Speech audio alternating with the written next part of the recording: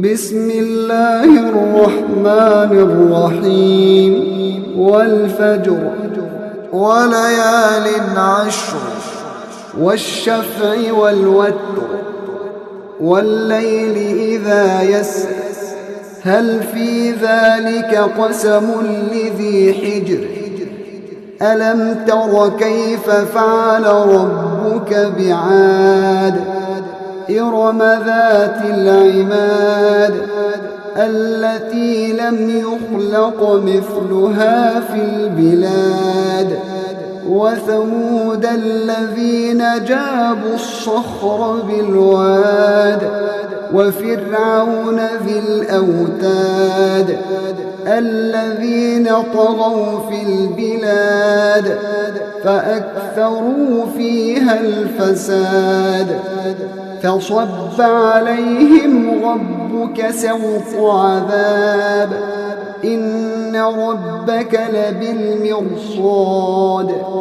فأما الإنسان إذا ما ابتلاه ربه فأكرمه ونعمه فيقول ربي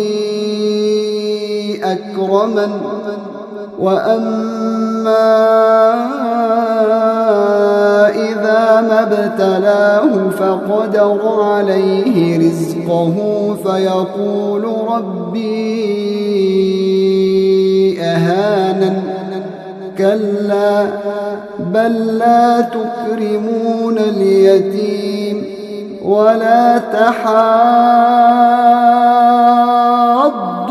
على طعام المسكين وتأكلون التراث أكلا لما وتحبون المال حبا جما كلا إذا دكت الأرض دكا دكا وجاء ربك والملك صفا صفا وجيء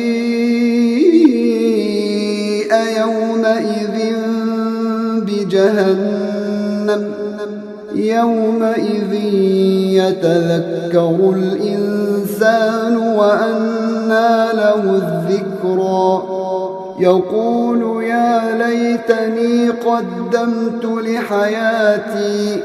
فيومئذ لا يعذب عذابه أحد ولا يوثق وثاقه أحد يا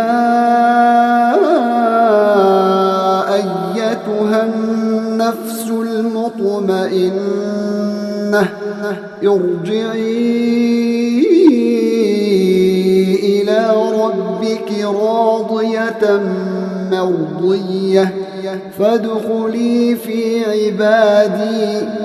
وادخلي جنتي